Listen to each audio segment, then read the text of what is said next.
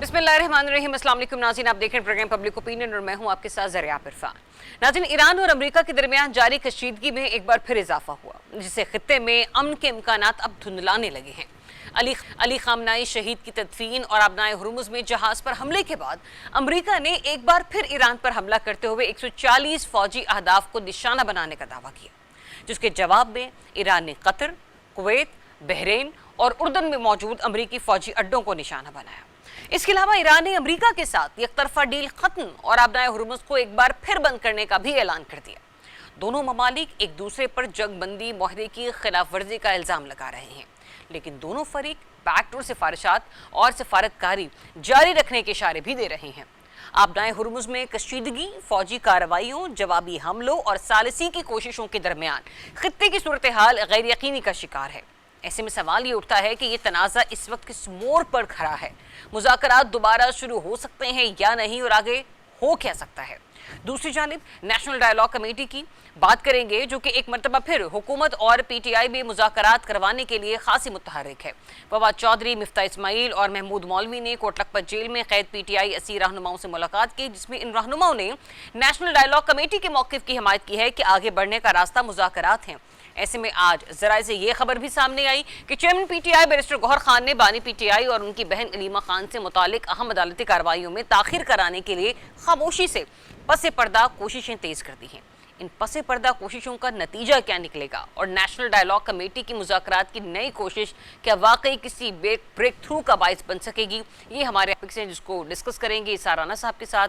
Colonel retired Abid लतीफ़ साहब हमें join कर रहे हैं, हाफिज़ एहसान अहमद साहब और चौधरी परवेज़ संदेला जो कि पाकिस्तान मुस्लिम लीग के रहनुमा हैं, वो भी हमारे साथ शामिल गुफ्तगू होंगे। कर्नल रिटायर्ड आबिद लतीफ़ साहब, मैं आपसे आगाज़ करूंगी। सर, जिस तरीके से ईरान और अमेरिका के एक दूसरे के ऊपर जवाबी हमले जारी हैं, जिसके बाद हम ये भी देख रहे हैं कि कुवैत, बहरीन, सऊदी अरब और इन तमाम खलीजी ममालिक की तरफ से भी एक नेगेटिव रिएक्शन सामने आया है अगेंस्ट ईरान, तो उससे तो सूरत हाल अब ऐसी लगती है कि ईरान और अमेरिका के माबैन जो मुज़ाकरात का दरवाज़ा है उसके बंद होने के बहुत कभी इम्कानात मौजूद हैं, क्योंकि मीनवाइल अबनाए हुर्मुज को भी ताहुक्म सानी बंद कर देना ईरान का ये फैसला डेफिनेटली बैनुल-अक़वामी सतह पर एक अलार्मिंग सिचुएशन को चैलेंज कर रहा है। आप क्या फोरसी कर रहे हैं कि ये मामला कहाँ जाके रुकेगा और ये जो होने वाले दो तरफा मुज़ाकरात हैं ये क्या आने वाले दिनों में बंद भी हो सकते हैं?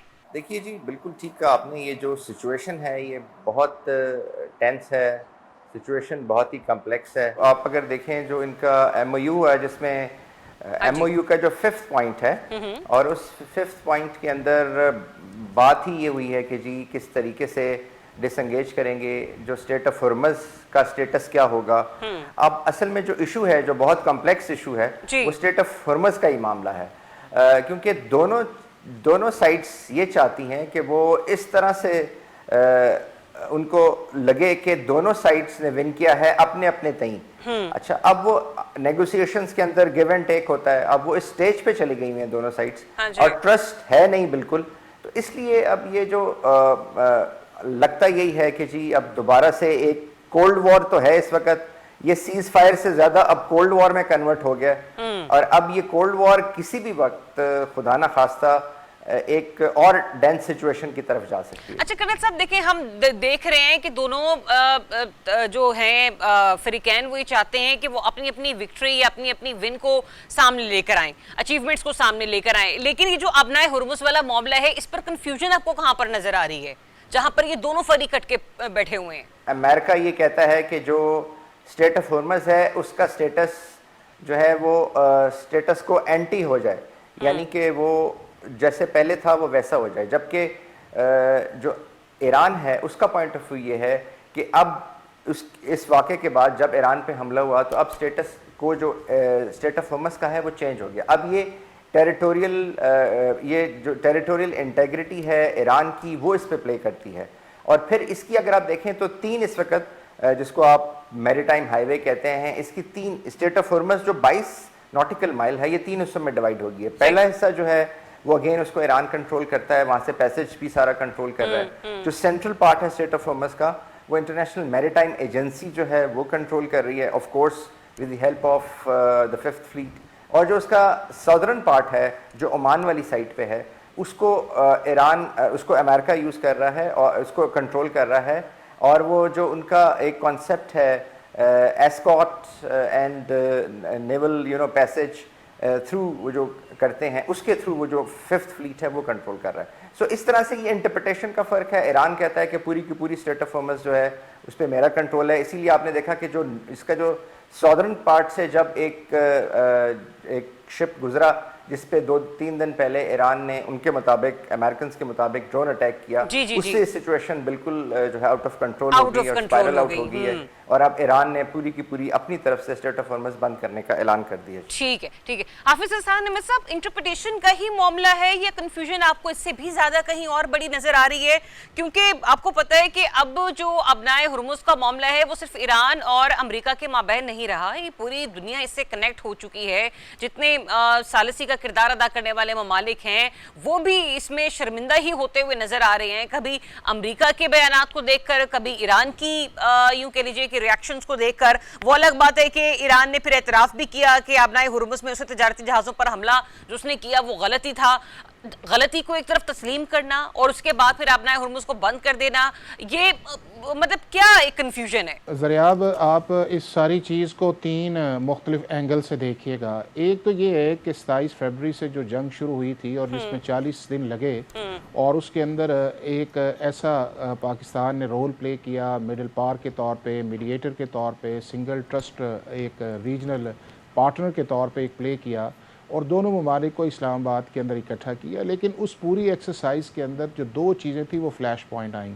वो क्या? एक फ्लैश पॉइंट ये आया कि अमेरिका या इसराइल जो है पूरी अपनी ताकत के बावजूद ईरान को ज़ेर नहीं कर सका, और दूसरा 2 चीज़ें और आईं। एक ये आया कि ईरान ने जो है वो पूरे जीसीसी कंट्रीज़ को अपना टारगेट किया ऑन द ग्राउंड के अमेरिकन बेसिस वहाँ पे हैं, और दूसरा उन्होंने जो स्ट्रेट ऑफ हॉर्मुज़ है उसको ऐसे स्ट्रेटजिक के तौर पे यूज़ किया और उसी का वो रिजल्ट्स निकला कि आपको 11 अप्रैल को इस्लामाबाद के अंदर अब टॉक्स नज़र आई। अब उसके बाद फ़ेज़ 2 जो है वो स्टार्ट हुआ कि जब सीज़ फायर आया और उसके बाद पाकिस्तान ने फिर एक हेक्टिक एफर्ट्स की और जितने भी दुनिया के बड़े कैपिटल्स ने उनको सपोर्ट किया और अल्टीमेटली 14 पॉइंट्स जो थे उन पे बात बनी, जिसके अंदर 60 दिन का एक इंटरिम फ्रेमवर्क बनाया गया। और उसके अंदर आपने नंबर 1 ये था कि सीज़ फायर किया जाए, अक्रॉस रीजन किया जाए। फिर उसके बाद ये था कि जो ब्लॉकेड है उसे ख़त्म किया जाएगा, स्टेट ऑफ हॉर्मुज़ थी, या उसके अलावा IA की इंस्पेक्शन थी, या उसके बाद ईरानियंस जो एसेट्स से या रिजर्वर्स से उनके ऊपर बात। लेकिन बुनियादी तौर पे मैं समझता ये हूँ कि जब 60 डेज़ का एक इंटरिम पीरियड चल रहा था तो दोनों कंट्रीज़ को रिस्ट्रेन करना चाहिए था, अमेरिकन को भी और ईरानियंस को भी रिस्ट्रेन करना चाहिए था कि अभी तो उस पीरियड के अंदर जा रहे हैं कि जिसके अंदर डायलॉग्स ने होना है और अल्टीमेटली आपने किसी फाइनल सेटलमेंट की तरफ जाना है।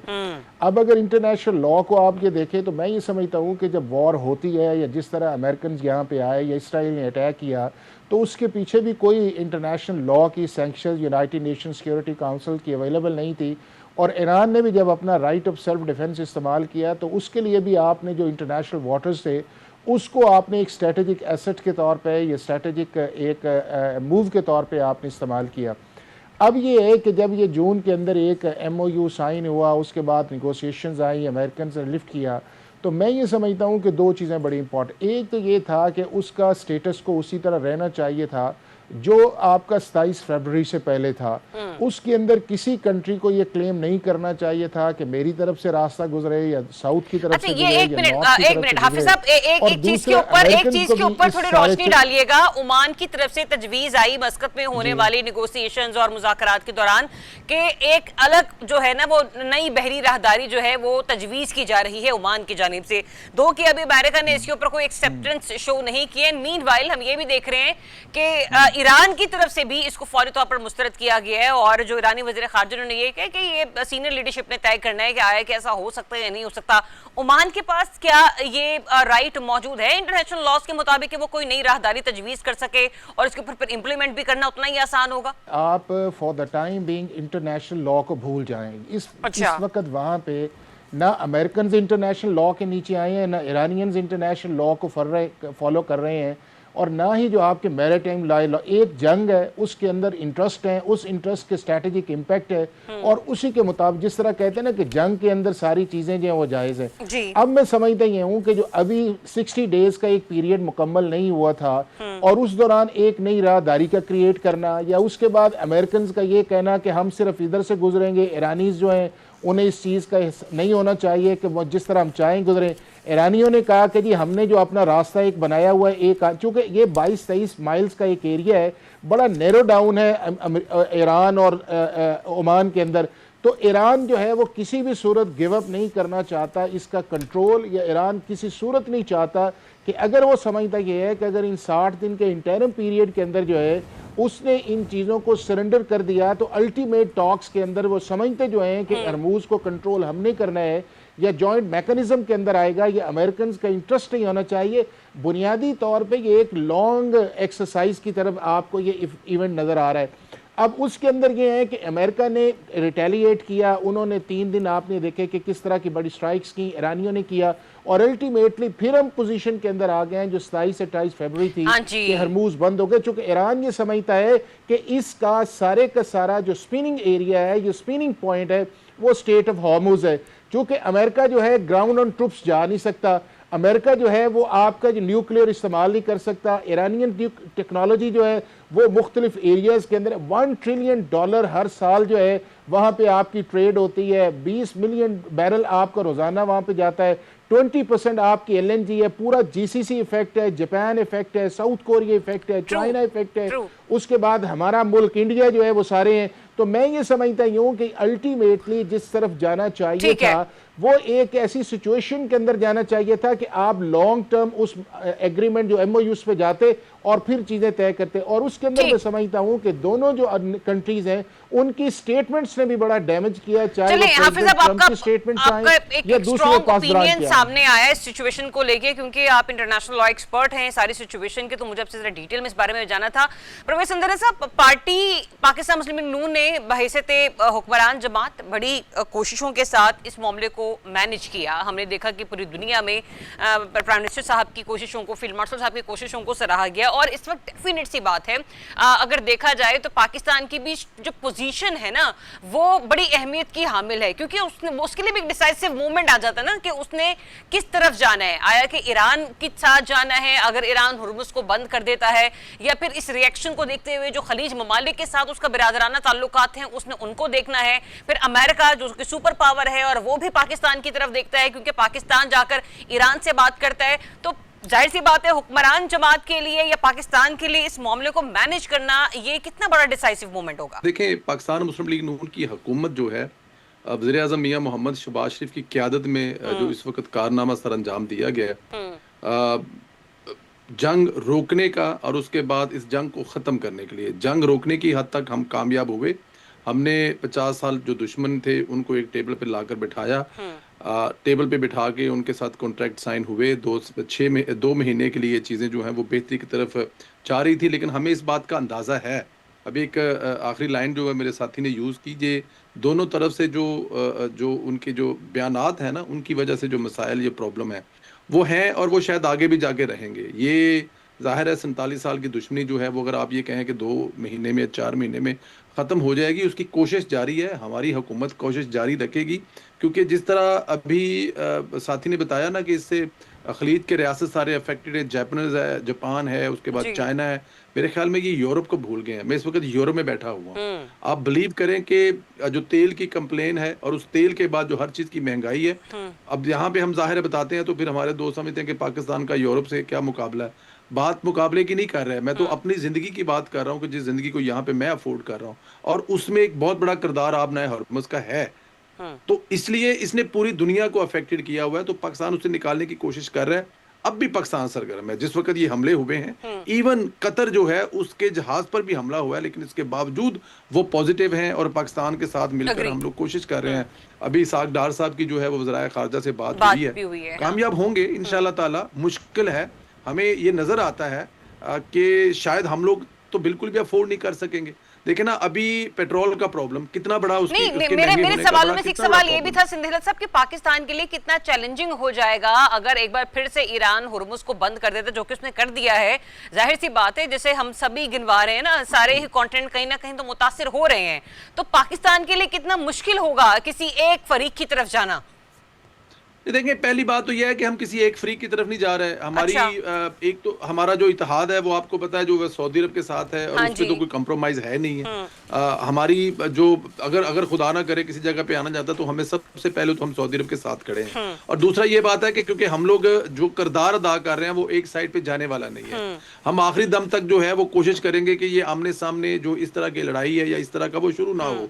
अभी फर्ज किया कि जो हमले दोनों तरफ से हो रहे हैं, चाहे वो जुबान से हो रहे हैं चाहे वो हथियारों से हो रहे हैं, उसमें कमी लाई जाए, उसको खत्म किया जाए और चीजें फिर दोबारा उस तरफ आए। अभी मतलब कि 11, 12, 13 तारीख को इस्लामाबाद में फिर एक टॉक का वो इस्तेमाम किया जा रहा था। देखते हैं कि वो हो रही है कि नहीं हो रही, लेकिन हम कोशिश करेंगे कि हम किसी तरफ ना जाएं, हम ना ईरान की तरफ जाएं ना अमेरिका की तरफ जाएं। हम कोशिश करें कि हम दरमियान में रहें। हमारे लिए इसको अफोर्ड करना नामुमकिन है। आप ये देखें ना कि अभी तो ये जंग लगी है, उसके दरमियान में पेट्रोल ने हमारा क्या हाल कर दिया है। पंजाब से 550-600 अरब जो है वो मरकज को लेना पड़ा है, और वो तमाम के तमाम पैसे जो हैं तरक्याती बजट के, वो तमाम के तमाम चले मैं इसको नेक्स्ट सेगमेंट में बिल्कुल डिस्कस करती हूँ। परवेज साहब, राना साहब, एक अहम मामला ये भी आता है, मुश्तबा खामनेई साहब ने अपने वालिद के कत्ल का बदला लेने का ऐलान किया उनकी तदफीन के बाद, और उनके इस बयान को अमेरिका में जिस तरीके से देखा गया और जिस तरीके से इसराइल ने अपनी इंटेलिजेंस रिपोर्ट अमेरिका के साथ शेयर की, जिसमें यह दावा किया जा रहा है कि शायद ईरान जो है वो टारगेट कर सकता है डोनाल्ड ट्रंप को, जिसके बाद डोनाल्ड ट्रंप का भी हमने सख्त तरीन बयान सुना। तो ये जो एग्रेसिव उनका स्टेटमेंट है इस मुश्तबा खामनेई साहब के बयान के बाद, इसकी भी इंटरप्रिटेशन क्या गलत की जा रही है? और वो जो हम लोग स्पॉइलर का किरदार अदा करते हैं, जो कि इसराइल ने अमेरिका को रिपोर्ट दी अपनी इंटेलिजेंस शेयरिंग रिपोर्ट के हवाले से, सर ये कितनी बड़ी कंट्रोवर्सी बन सकती है? नहीं, कंट्रोवर्सी की क्या बात है? क्या अमेरिका ने उनके रहबर को कत्ल नहीं किया? क्या उनके 2 बच्चों को, उनकी नवासी को नहीं कत्ल किया? क्या अमेरिका ने मासूम बच्चों को कत्ल नहीं किया? तो अगर कोई शख्स ये कहता है कि हमारे साथ ये जुल्म हुआ है, ज्यादती हुई है, तो ये कंट्रोवर्सी तो ना हुई। सही। और दूसरी बात ये कि जो ट्रंप ये कहता है जी 300 हमने मिसाइल तैयार करके रखे हैं, 400 जो हमने फिर बरसाने हैं, वो किस चीज को हम उसको लें? अमेरिका दुनिया का वो वाहिद बदमाश है जिसने दुनिया के मुख्तलिफ ममालिक के सरबराहान को कत्ल किया। क्या कज़ाफी, क्या सद्दाम, क्या भुट्टो, क्या शाह फैसल, क्या अनवर सादात, क्या जमाल अब्दुल नासिर, क्या अमेरिका ने नहीं मरवाए? क्या अमेरिका ने हिरोशिमा नागासाकी के ऊपर बम नहीं गिराए? क्या अमेरिका ने वियतनाम के अंदर जंग नहीं की? क्या अमेरिका ने इराक को तहोबाला नहीं किया? क्या लिबनान को तहोबाला नहीं किया? क्या शाम को तहोबाला नहीं किया? क्या अफगानिस्तान को तहोबाला नहीं किया? क्या अमेरिका की जंग की वजह से हमने 90,000 के करीब अपनी जानें नहीं गंवाई? $1 ट्रिलियन की इकोनॉमी ने नहीं तबाह की। असल मसला ये कि हम अमेरिका को कह नहीं सकते कि तू एक बदमाश है। हम अमेरिका को अमन का सर्टिफिकेट दिलवा सकते हैं, हम अमेरिका को अमन का आलमी अवार्ड दिलवा सकते हैं, लेकिन हम उसे ये नहीं कह सकते कि तेरी वजह से दुनिया के अंदर, भाई उनकी आपने हरमज उनकी क्या टेरिटरी है, वो वहां से जो जहाज गुजरते हैं ये उनका हक है कि वो उसके ऊपर अपनी मर्जी के कानून लागू करें। अमेरिका कौन होता है वहां से बैठ के ये तय करने वाला कि जी आपने हरमज में तिजारती जहाजों को रास्ता कैसे दिया जाएगा, ये कौन देगा? ये जंग में आपको हम आपके प्रोग्राम में आप गवाह हैं कि मैं पहले दिन से कह रहा हूं कि ये कभी भी अमन मुआहिदा नहीं होगा। ये बात भूल जाए कि अमन मुआहिदा, पहले बात खाली यूरेनियम की थी, पहले बात खाली यूरेनियम और एटमी उसकी थी, अब बात अब हुर्मुज की भी आ गई है, और इससे पूरी दुनिया की इकोनॉमी जो है वो बराह रास्त असरअंदाज होती है। खैर दुनिया के किसी कोने में भी जंग हो, पेट्रोल पाकिस्तान में महंगा होता है, और क्या कहते हैं ये हमारा तुर्रा इम्तियाज है कि अभी ट्रंप सोच रहा होता है जंग की तो हम 50 रुपए पेट्रोल महंगा कर देते हैं, और जब सस्ता होता है तो हम जो पेट्रोलियम कंपनी है उनके आगे सर झुका देते हैं। तो खैर हमारी तो खैर हैसियत ही कोई नहीं है कि हम कोई तय करें, लेकिन ये अब पूरी दुनिया के लिए भी एक मसला है। कहाँ है अक़वाम मुत्तहिदा, कहाँ है क्या कहते हैं सलामती कौंसल, कहाँ है इंसानी हकूक के इदारे, खामोश क्यों है वो? और ये बात आप जहन में रखिए कि जो 14 नकात हुए थे अब आपको जीरो से फिर शुरू करना पड़ेगा, अब आपको जीरो से फिर मतलब मामला को कहानी तय करना आपको पड़ेगा। जीरो से वो स्टार्ट जो होती हुआ हुई था नजर आ वो रही है हो राणा चुका। साहब। ठीक है, चले मैं एक ब्रेक लेती हूँ। ब्रेक के बाद जब वापस तो इस बात को जरूर डिस्कस करेंगे कि एक बार फिर से जो हमनाए हुर्मुज को बंद करने का ऐलान किया है ईरान ने, उसका बराह रास्त पाकिस्तान की इकोनॉमी पर क्या असर पड़ेगा। एक ब्रेक के बाद नाज़रीन stay tuned. Welcome back once again. नाज़रीन, अपनाए हुर्मुज का बंद हो जाना पाकिस्तान के लिए कितना बाइस तशवीश है। कर्नल साहब, आपसे जरा पहले टेक ले लेती, फिर मैं फौरन उसके बाद मुस्लिम लीग नून के रहनुमा जो संधेला साहब है उनसे जानूंगी कि उनके पास स्ट्रेटेजी क्या है आवाम को रिलीफ पहुंचाने की। सर, आपने देखा कि 2 हफ्ते ये 3 हफ्ते का टाइम था। पेट्रोल की जो कीमतें थी आलमी सतह पर हमने देखा कि कम रही तेल की, बावजूद इसके पाकिस्तानी अवाम को उस हद तक रिलीफ नहीं मिला। अब जाके ईरान ने हुर्मुज को बंद करने का ऐलान कर दिया है ताहुक्म सानी। अब जाके आपको अगला जुम्मा कितना भारी पड़ता हुआ नजर आ रहा है सर पाकिस्तानी अवाम पर? हमारा तो सारी की सारी डिपेंडेंस जो है वो इसी जो गल्फ स्टेट्स हैं उनके ऑयल पे, उनकी एलएनजी पे, उनकी नेचुरल गैस पे और उन रिसोर्सेज पे। इसीलिए जब स्टेट ऑफ हुर्मुज बंद होगा, और स्टेट ऑफ हुर्मुज ही वो पॉइंट है जहाँ से ये सारा कुछ निकलता है जी। अच्छा, मैं इसके साथ एक छोटी सी ज़िमनी बात करना चाहूँगा जी। देखिए, ये मैं समझता हूँ इस कन्फ्लिक्ट की as far as America is concern 3 stages हैं। एक तो वो स्टेज थी जब सारे लोग जब ये कन्फ्लिक्ट शुरू हुआ जी, और इसमें आप पिछले साल भी जो 12 डेज वॉर हुई थी उसको भी अगर आप शामिल कर लें, तो सारे लोग ये कहते थे कि अमेरिका जो है वो इसराइल को बहुत लिवरेज देता है, डिप्लोमेटिकली भी, स्ट्रेटेजिकली भी, और सिक्योरिटी के पॉइंट ऑफ व्यू से भी। इसलिए इसराइल जो कर ले उसको अमेरिका कुछ नहीं कहता, जिसको हम एक्सेप्शनलिज्म कहते हैं। फिर हमने इस स्टेज में अब जो पिछले 3 महीने जो नेगोशिएशंस हुई, नेगोशिएशंस में जो हॉल्ट रहा, जो एक तरह से एक फ्रिजाइल सीज फायर रहा, उसमें हमने देखा कि अमेरिका के अंदर भी बहुत आवाज़ उठी कि ये अमेरिका की जंग नहीं है, ये इसराइल की जंग है, और अमेरिकन लोगों की तरफ से भी कि हमें इसका हिस्सा नहीं बनना चाहिए। लेकिन अब जो ये लेटेस्ट जो डेवलपमेंट हो रही है, लगता ये है कि वो कोई फ़र्क नहीं पड़ा है, शायद वही स्ट्रेटजी है, वही पॉलिसी है। क्योंकि अगर आप देखें तो मिडल ईस्ट के अंदर जो इसराइल के पॉलिटिको स्ट्रेटेजिक ऑब्जेक्टिव हैं वो क्योस बर्पा करना है, वो स्टेट्स को, सारी की सारी स्टेट्स को फेल्ड स्टेट में कन्वर्ट करना है ताकि वो इसराइल के अगेंस्ट कुछ भी ना कर सके। मिसाल आपके सामने है लिबिया, इराक, जॉर्डन, इजिप्ट, सारे मुल्क आप देख लीजिए। और अमेरिका का जो उसके एस्टिमेट्स में आता है वो एक यहाँ पे पीस लेके आना है। लेकिन अभी आप ऑयल की बात कर रही थी, तो अगर आप देखें तो ट्रम्प साहब जो हैं उनके वीकेंड तक जो स्टेटमेंट्स होती हैं, आई मीन थर्सडे और फ्राइडे तक, वो धमकी आमेज होती हैं, और मंडे और ट्यूसडे ऑनवर्ड उनकी जो स्टेटमेंट्स हैं वो रिकन्सिलिएटरी होती हैं।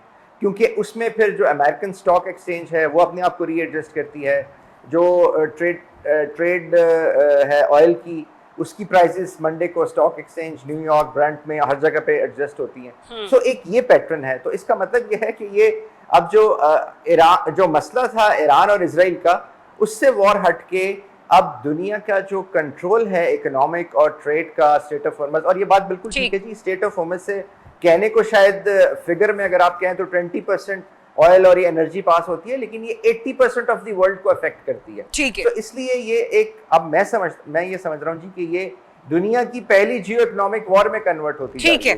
ठीक है संधेला साहब, हुर्मुज का बंद होना सिर्फ पाकिस्तान के लिए नहीं पूरी दुनिया के लिए सबसे बड़ा मसला है। लेकिन डेफिनेट सी बात है, हम तो पाकिस्तान में रह रहे हैं, रुपयों में खर्च कर रहे हैं, और हमारे लिए हमें रिलीफ तो नहीं मिलता। वो अलग बात है कि फौरी तौर पर जैसे ही आलमी सतह पर तेल की कीमतों में इजाफा होता है, हमारे यहाँ पेट्रोल की कीमतें बढ़ जाती हैं, जिससे आम आदमी का बुरा हाल हो जाता है। क्या है मुस्लिम लीग नून की स्ट्रेटेजी सर? ये एक बड़ा ही तकलीफ अमल है। इसमें पिछले 28 फरवरी से लेके अब तक जिन मुश्किलात में गुजर रहे थे, जिन मुश्किलात से हम गुजरे हैं, मैंने आपको अभी जिक्र किया ना कि हमें अपने जो तरक्याती बजट हैं उस पर कट लगाने पड़े हैं। मरकज को शायद पहली दफा सूबों के पास जाना पड़ा है। पंजाब हुकूमत ने अपना 35-40% जो तरक्याती बजट है वो मरकज को दिया है, और वो सारे का सारा इस्तेमाल हो रहा है। मोस्टली जो इस्तेमाल हो रहा है वो इस जंग की वजह से जो पेट्रोल की कीमतें हैं उसमें रिलीफ देने के लिए इस्तेमाल हो रहा है। और आगे भी हुकूमत के पास इस तरह की अब जाहिर है जो इस्तेमाल हो गया है या मजीद आगे इस्तेमाल करने जा रहे हैं, क्योंकि हमारे नज़दीक तो ये तकरीबन मसला ख़त्म हो गया था और आने वाले दिनों में पेट्रोल की कीमतें जो हैं वो कम की भी थी। आपको पता है वो कभी 2 रुपए की, कभी 4 रुपए की, कभी 10 रुपए की, और एक दफ़ा तो मेरे ख्याल में 74 से 75 रुपए है। तो टोटल जो है वो तकरीबन 200 रुपए डीजल जो है वो सस्ता किया था जो बढ़ा था, और 150 रुपये पेट्रोल की कीमत कम की थी जो इस पूरे इस जंग के दरमियान बढ़ा था। अल्लाह ना करे, अल्लाह ना करे, अल्लाह ना करे मुंह में खाक के दोबारा कुछ ऐसा हो और दोबारा कुछ ऐसा करना पड़े। लेकिन फिर जाहिर है हुकूमत जो है, देखिए सबसे बड़ी बात तो ये है कि ज़रियाब अगर 10 रुपये या 20 रुपये महंगा मिल रहा है, ये मेरे ख्याल में हुकूमत की एक बहुत बड़ी कामयाबी थी। हुकूमत ने मेक श्योर किया है कि आपके मुल्क में पेट्रोल पर, बहुत सारे मुल्कों में तो पेट्रोल परवेज साहब, मैं आपकी बात से चले यहाँ तक अग्री कर लेती हूँ कि हमें पेट्रोल मिल रहा है, लेकिन पेट्रोल जिन प्राइसेस के ऊपर अब पाकिस्तानी अवाम को मिल रहा है सर, वो तो जस्टिफाई नहीं किया जा सकता ना।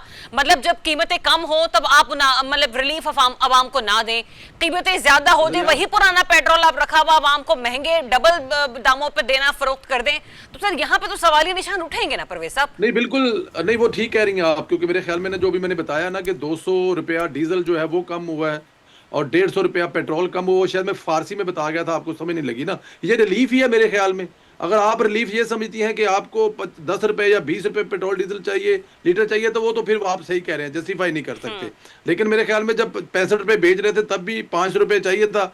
यहाँ पर कुछ लोग थे, यहाँ पर एक मखलूक पाई जाती थी, वो कह रहे थे कि जी हमें मतलब कि 500 लीटर भी वारा खाएगा, ये जो 65 रुपये दिया जा रहा है 16-17 में, उस वक्त वो भी नहीं वारा खाया करता था। देखें ये रिलीफ ही है, जो अगर फर्ज किया कि इसमें सब्सिडी ना दी जाए तो फिर पेट्रोल की कीमत क्या होगी, और अगर ये पेट्रोल को यहाँ तक पहुँचाने में किसी किस्म की किल्लत जो नहीं हुई, मेरे ख्याल में इस पर भी हुकूमत की एप्रिसिएशन बनती है। अगर यहाँ पे 5-10 किलोमीटर लंबी लाइनें लगी होती और आपके पास पेट्रोल होता भी ना और होता भी 400 रुपए लीटर, तो मेरे ख्याल में वो ज्यादा इजाफा था। तो हुकूमत अपने तौर पर जिस जगह पे जो जाके रिलीफ दे सकती थी, मेरे ख्याल में हुकूमत ने रिलीफ दिया, और इंशाल्लाह ताला आगे भी हुकूमत इसको हैंडल कर रही है और मजीद भी इसको हैंडल करेगी। राना साहब, यहाँ पे तो ऐसी हुकूमतें भी गुजरी हैं कि जिनके क्या कहते हैं चाहने वालों ने कहते रहे कि भाई अगर आप 500 रुपए भी फी लीटर बेचेंगे तो हम फिर भी लेंगे। ये जस्टिफिकेशन है पाकिस्तान मुस्लिम लीग नून की, और वो सेटिस्फाइड है कि हम जितना रिलीफ पहुंचा सकते हैं हम दे रहे हैं। चलें, शुक्र है उन्होंने ये तो नहीं कहा था ना कि हाँ 1200 करोड़ का तैयारा लिया फिर क्या कर लोगे तुम हमारा। उन्होंने तो एक बात ये की थी ना जो हो नहीं रही थी, और उसी दौर में 155 रुपए का पेट्रोल मिल रहा था, जबकि मार्केट में जो डॉलर की कीमत थी वो 120 रुपए थी, तो तब तो 155 रुपए का मिल रहा था। अब अगर 80 डॉलर का फी बैरल है तो 300-350 का मिल रहा है। और जहां तक ये रिलीफ का हमें झुनझुना सुनाते हैं, ये एक पुराना राग सुनाते हैं, तो इनसे पूछें कि 10 बिलियन डॉलर जो है आपने लेवी की मद में कौम की जेब से निकाला, वो किस मद में निकाला? वो रिलीफ दिया है आपने। वो 10 बिलियन डॉलर जो आपने गरीब आदमी एक लीटर पेट्रोल डलवाने वाला मोटरसाइकिल वाले से भी आपने वो जेब में डाका डाला, और अरबोपति के भी डाला, और आप कहते हैं जी हमने रिलीफ दिया। ये रिलीफ देना होता है? अभी भी आप पेट्रोल में रिलीफ दे सकते थे, अभी भी जो असल कीमत थी आपने फिर 7 रुपए लेवी बढ़ा दी। और दूसरी बात यह है कि मुझे एक बात का जवाब दें, सुन ले एक मिनट जी। पेट्रोल जब महंगा होता है तो आप मुझे कहानी सुनाते हैं कि 21 दिन बाद पेट्रोल सस्ता हुआ है, 21 दिन बाद शिप आएगी, तो जिस दिन महंगा होता है उसी दिन शिप आ जाती है। उसी दिन आपने करोड़ों रुपए की रोजाना की दिहाड़ी लगवा रहे हैं आप ऑयल कंपनियों की, जो बाहर बैठे हुए, जो सारा पैसा बाहर जा रहा है। ठीक है राना साहब, पॉइंट आपका आ गया, मुझे जरा आगे बढ़ने दें। हाफिज साहब, पेट्रोल डेफिनेट सी बात है, फिर हुर्मुज के बंद होने से हमारे लिए नहीं दुनिया भर के लिए मुश्किल हो जाएगा, लेकिन अब ना हुर्मुज का अब दोबारा एक बार फिर से अनडिसाइडेड डेट तक मुअत्तल रहना या बंद हो जाना क्या पूरी दुनिया के लिए अफोर्डेबल हो सकता है? क्योंकि अब तो जो मीडिएटर्स थे वो नहीं, जो नहीं भी थे शायद वो भी इसके अंदर इंटरवेन करने की कोशिश करेंगे। सर, पहले यूनाइटेड नेशंस पे आपने बात की थी, उसमें इशू ये है कि यूनाइटेड नेशंस जो थी वो एक डिबेटिंग क्लब है और उसको सारे को कंट्रोल करती है यूनाइटेड नेशंस की सिक्योरिटी काउंसिल। सिक्योरिटी काउंसिल जो है उसके अंदर कोई एक भी मेंबर जो है अगर उसको वीटो कर देता है तो वो कोई चीज़ आगे जा नहीं सकती। अमेरिकन जहाँ भी गए थे उन्होंने किसी न किसी तरीके से यूएन सिक्योरिटी काउंसिल्स को इस्तेमाल किया था। अब ये है कि जहाँ पे दुनिया का इशू आता है, कश्मीर का आया या इसराइल एग्रेशन करता है या उसके बाद जो भी मैटर्स आते हैं, अमेरिका उसे वीटो करता रहा है। अब पहली दफ़ा इस तरह हुआ है कि दो कंट्रीज ऐसे हैं जो खड़े हुए हैं, एक रशिया और एक चाइना है। इसीलिए आप ये देखें कि ईरान के ऊपर जब उन्होंने अटैक किया है तो वो यूनाइटेड नेशंस की सिक्योरिटी काउंसिल के अंदर नहीं गए। उसके बाद बहरीन से उन्होंने एक अटेम्प्ट करवाई थी कि जी हरमूज़ को खोला जाए, नहीं तो फिर ये है कि यूनाइटेड नेशन इंटरवीन करे। उसको चाइना ने और रशिया ने रोक दिया। तो लिहाजा for the time being United Nations को या उसके सेक्रेटरी जनरल को या यूएन सिक्योरिटी काउंसिल को आप साइड पे कर दें। ये अब प्रॉब्लम ये आया हुआ है कि एक दुनिया की सुपर पावर को अब रियलाइज़ कर लेना चाहिए कि यहाँ के अब वर्ल्ड जो है वो यूनिपोलर नहीं है बल्कि मल्टीपोलर आई है, और उस मल्टीपोलर्स के अंदर भी मिडिल पास के बड़े कंट्रीज आ गए हैं। और जिस दिन अमेरिका ने ये रियलाइज़ कर लिया उसी दिन ये बात आगे पहुंचेगी, चूँकि बुनियादी तौर पे ये है कि अमेरिका जो है वो हरमूज़ का जो एरिया है उसको ना छुड़ा सका है ना कंट्रोल कर सका, और दुनिया का कोई मुल्क छुड़ा नहीं सकेगा ईरान से, चूँकि उनकी सारी स्ट्रेटजी उस तरफ चली गई है कि यही वो एक एरिया है कि जिसकी बुनियाद के ऊपर पूरी दुनिया इफेक्ट होती है, चाहे यूरोप है, अमेरिका है, आपका एशिया है। और यही वो पॉइंट है जो उनके मुताबिक जो है इस खित्ते के अंदर उसकी परमानेंट जो है वो स्टेबिलिटी के लिए या इस परमानेंट इसराइल को कंट्रोल करने के लिए या इस अमेरिका के जो यहाँ पे बेसिस हैं उनको किसी न किसी तरह कंट्रोल करेगा, और वो अमेरिका जो है उसको रियलाइज़ नहीं कर रहा। दूसरी उस चीज़ के अंदर ये है कि आपने देखा यह है कि अगर पेट्रोल के ऊपर आप बात करें तो पाकिस्तान के तो शिप पहले भी कंट्रोल नहीं किए जा रहे थे, ईरान ने भी कहा चले जाएं, कतर भी आपको गैस दे रहा था। यहाँ पे हमारे इंटरनल इश्यूज जो हैं मेरा ख्याल है उन्हें हमें एड्रेस करना चाहिए। हमारा लेवी बहुत बड़ा इशू है, हमारी डॉलर की जो रियल वैल्यू है वो 280 नहीं है, वो 235 240 के अंदर है। हेड ऑन जो हमने पेट्रोलियम पे बनाए हुए हैं, डीजल जो हमने एक लेके आते हैं, जो पेट्रोल या रॉ लेके आते हैं उसके अंदर डीजल बहुत सस्ता होना चाहिए, हमने वहां के ऊपर उनको कंट्रोल नहीं किया हुआ। हमने जो आपकी जो है ऑयल रिफाइनरीज जो हैं उनको प्रोटेक्ट करने के लिए कुछ चीजें करते हैं। तो मेरा ये ख्याल ये है कि हमें एक रियलिटी की तरफ आना चाहिए, और उस रियलिटी के अंदर ये है कि हमें जो है अगर दुनिया जो है ईरान से चीजें ले सकती है तो हम क्यों नहीं ईरान से एलएनजी जो है ईरान से ऑयल लेते और कहते भी अपने देश। मेरा ख्याल ये है कि हमें इस पे जाना चाहिए, हमें एज ए मुल्क के तौर के अंदर भी, और दुनिया में रोकेगी भी नहीं इस चीज के अंदर, क्योंकि हम उस रोल के अंदर आ गए हैं कि जिसके अंदर अमेरिका या यूरोपीय यूनियन जो है वो अमेरिकन सैंक्शंस पे नहीं आएगा। लेकिन जरिया में सिर्फ एक चीज इसके अंदर कहना चाहूंगा, वो ये है कि जितनी देर तक अमेरिका जो है इस चीज से रिट्रीव नहीं करेगा और ईरान जो है वो ये समझेगा नहीं कि इसको गुजारना मेरे कंट्रोल के अंदर रहेगा, ये कॉन्फ्लिक्ट चलता रहेगा, और उस कॉन्फ्लिक्ट का अल्टीमेटली नुकसान जो है वो मुसलमानों को है, इस खित्ते को है, और अल्टीमेटली फिर दुनिया को है। पॉइंटेड सर, आपने बिल्कुल दुरुस्त कहा। एक ब्रेक लेते हैं नाज़रीन। Welcome back once again. नाज़रीन, कुछ सहाफ़ती हल्के ये रिपोर्ट करें कि चेयरमैन पीटीआई बैरिस्टर गौहर साहब जो हैं वो कोशिशें उन्होंने तेज़ कर दी हैं पसे पर्दा के किसी तरीके से बानी पीटीआई जनाब इमरान खान साहब और उनकी जो बहन है अलीमा खान साहिबा, उनसे मुतालिक जो अहम अदालती कार्रवाइयाँ हैं और उनमें थोड़ी सी ताख़ीर हो जाए। इसार राना साहब, अगर इस किस्म की किसी प्रैक्टिस के लिए बैरिस्टर गौहर साहब कोई इस वक्त एफर्ट करते हुए नज़र भी आ रहे हैं, तो आपको लगता है कि ये सूदबंद साबित होगा पीटीआई के लिए? देखें, पीटीआई का तो जो असल मसला है वो ना बैरिस्टर गौहर है, ना वो नासिर राजा साहब हैं, ना अलीमा है, इमरान खान है। इमरान खान के लिए जो भी ऑल आउट जाएगा उसके लिए एक दायरा लग जाएगा। अलीमा खानम ने पीटीआई के मुर्दा घोड़े के अंदर, जो मुर्दा घोड़ा भी है दफनाने के काबिल हो गया है वो घोड़ा, वो उसमें अलीमा खानम की एफर्ट जो मंगल वाले दिन होती है उसने जान डाले रखी है। अब जिस दिन से उन्होंने ये ऐलान किया कि हम तीनों बहनें मंगल को अकेले जाएंगी और हम इमरान खान रिहाई जो स्ट्रीट मूवमेंट है वो शुरू करेंगे, तब से ये तय हो गया था कि Aleema Khanum will be no more outside the jail. तो उनकी एफर्ट्स का कोई फायदा ही नहीं है, ना वो उनकी एफर्ट को कोई रंग दिखाएगी। उनको तो बल्कि शर्मिंदा होना पड़ा जब उनको ये कहा गया, उनके सामने ही कहा गया कि जी इन्होंने 10 दफा वादा किया मुलाकात का और मुलाकात नहीं करवा सके। तो बैरिस्टर गौहर मैटर ही नहीं कर रहे इस सारी गेम में। मतलब आप फिर ये कह रहे हैं कि वो बिना वजह की एफर्ट डाल रहे हैं, उनको ये एफर्ट पुट नहीं करनी चाहिए?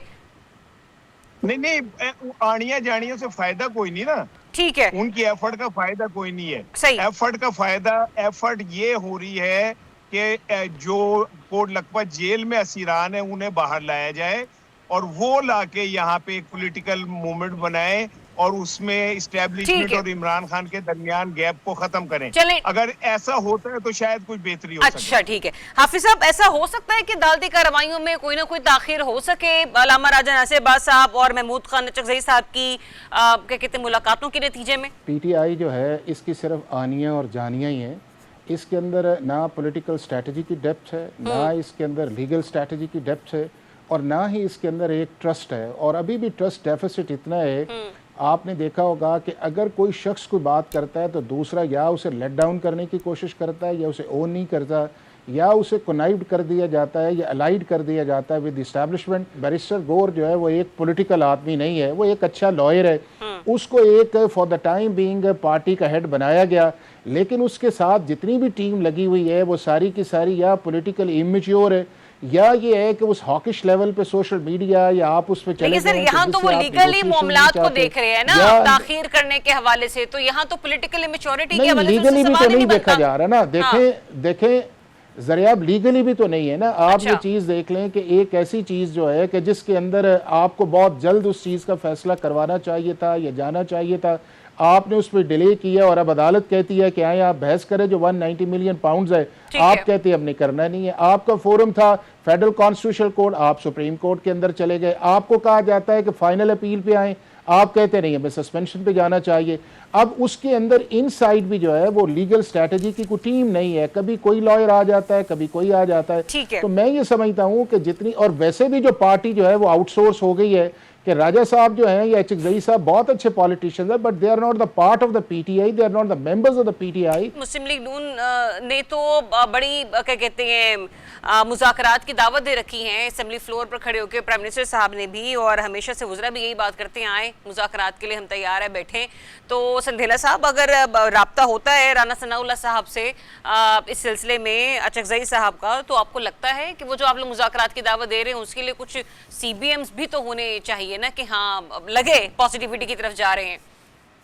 वेलकम देखिए, करेंगे आप इस चीज पाकिस्तान को? मुस्लिम लीग नून की तरफ से हमेशा मुज़ाकरात की बात की गई है। इवन जब इमरान खान साहब वज़ीर-ए-आज़म बने थे तब भी शहबाज शरीफ साहब ने पहली अपनी तकरीर में अपोजिशन लीडर की हैसियत से कहा था आए बैठे और बात करें और हम लोग एक मिसाके जो है वो इकॉनमी पर करें ताकि मुल्क की इकॉनमी को आगे लेके जाए। उस वक्त की अपोजिशन जब हिंदुस्तान ने हमला किया तब भी उसके साथ बैठी थी, इमरान खान साहब नहीं बैठे थे। आज भी वो जब वज़ीर-ए-आज़म असेंबली में खड़े होकर कह रहे होते हैं, लेकिन क्योंकि इनके देखे ना, अब ये पार्टी के 50 तो हिस्से हैं, बात करनी किससे है। यहाँ पे आप खुद बता रहे हैं कि वो अलीमा खान किसी और तरफ नहीं कर रही हैं, सुहेल अफरीदी किसी तरफ और नहीं कर रहे हैं, जनरल सेक्रेटरी कहीं और खड़ा है, तो यहाँ पे किसी के साथ बात हो नहीं सकती। ये खुद अपने दुश्मन है, खुद अपने पैरों पे कुल्हाड़ी मारी हुई है। जब तक एक नहीं होंगे तब से इनसे बात नहीं होगी और इसी बात का ये नुकसान उठा चुके हैं।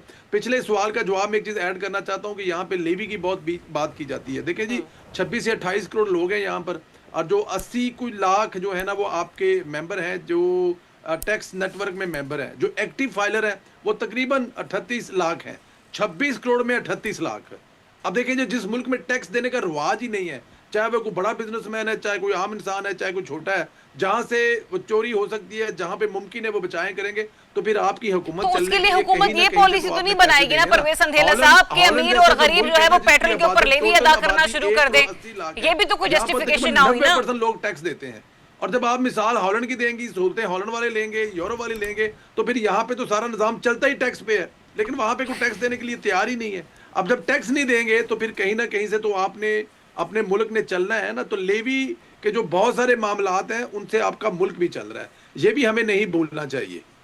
चलें, पॉइंट आपका आगे, लेकिन मैं फिर जाते जाते ये कहूंगी कि ये कोई जस्टिफिकेशन नहीं है कि अगर हुकूमत टैक्स कलेक्शन में नाकाम रही है, FBI शॉर्टफॉल पूरा नहीं कर पा रहा, तो उसका खमियाजा जो है वो एक गरीब घर जो है, जो 2-2.5 मरले के किराए के मकान पर रहने वाला शख्स है, वो भी पेट्रोल की मद में पूरा करेगा। नाज़रीन, प्रोग्राम का वक्त खत्म हो जाता है, इजाजत दीजिए, अल्लाह हाफिज़।